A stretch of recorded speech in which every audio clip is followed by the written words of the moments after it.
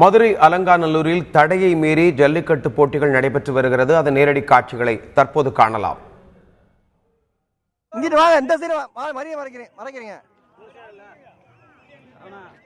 2014 உச்சநீதிமன்றம் ஜல்லிக்கட்டுக்கு தடை விதித்திருந்த சூழ்நிலையிலே தொடர்ந்து அடுத்த ஆண்டு நடக்கும் என்ற எதிர்பார்ப்பு தமிழர்களில் இருந்து வந்த சூழ்நிலையிலே அலங்காநல்லூர் என்பது உலக புகழ்பெற்ற ஜல்லிக்கட்டுக்கு உலக புகழ்பெற்ற ஒரு களமாக திகழ்ந்து வந்தது. அப்படிப்பட்ட அலங்காநல்லூரிலே ஜல்லிக்கட்டுக்கு ஏற்கனவே தடை விதித்திருந்த சூழ்நிலையில் இன்று அதிகாலையிலேயே ஜல்லிக்கட்டு ஆரம்பமாகி இருக்கிறது. அதன் நேரடி காட்சிகளை தான் நாம் பார்த்து வருகிறோம். நேற்று அவனியாபுரத்திலும் கூட ஜல்லிக்கட்டு போட்டிகள் தடையை மீறி நடந்தன. அதற்காக கிட்டத்தட்ட ஒரு 7 பேரை காவலர்கள் கைது செய்திருந்தார்கள். 10 காளையையும் கூட பறிமுதல் செய்திருந்தார்கள். இந்த சூழ்நிலையிலே தற்போது அலங்காநல்லூரிலே ஜல்லிக்கட்டு போட்டிகள் நடைபெற்று வருகிறது. அதன் நேரடி காட்சிகளைத்தான் நாம் பார்த்து வருகிறோம்.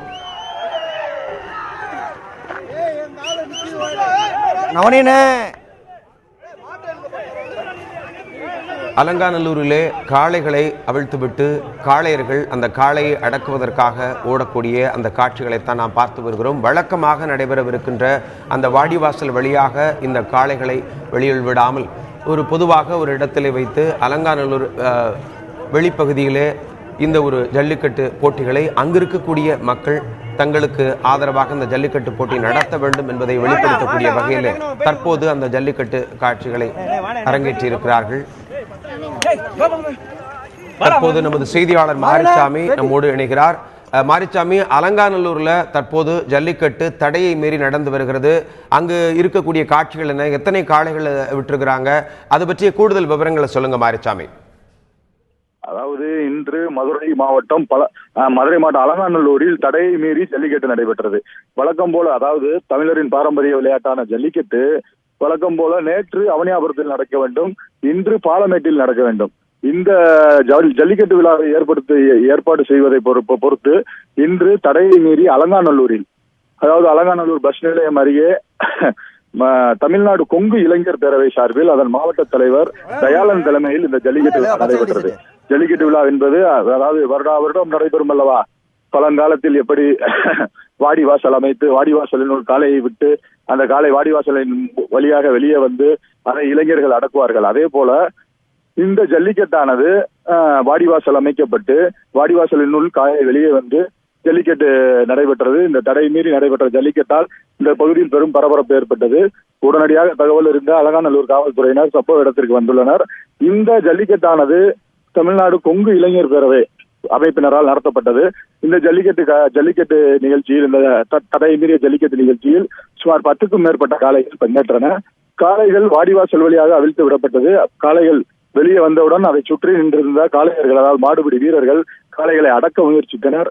பின்னர் சிறிது நேரம் காளைகள் ஓடிய பின்பு இந்த வட மஞ்சு விரட்டு என்று சொல்லக்கூடிய காளைகளின் கையை அவிழ்க்காமல் அதை வடம் போல் சுற்றி வரும் வட மஞ்சு விரட்டு, அது போன்ற போட்டிகள் நடைபெற்றன, அது போன்ற விளையாட்டும் நடைபெற்றது. இது இன்று காலை, அதாவது அதிகாலையிலேயே நடைபெற்றிருந்ததால் இங்கு பரபரப்பு ஏற்பட்டுள்ளது. மேலும் இன்று பாலமேட்டில் ஜல்லிக்கட்டு நடைபெற வேண்டும்.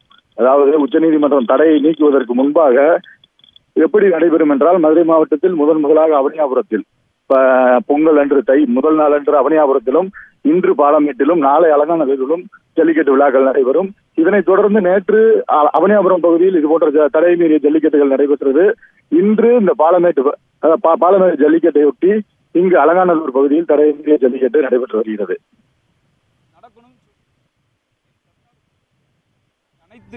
ஜல்லிக்கட்டு ஆதரவாளர் சேர்ந்து நடத்திருக்கோம். அலங்காநல்லூர்ல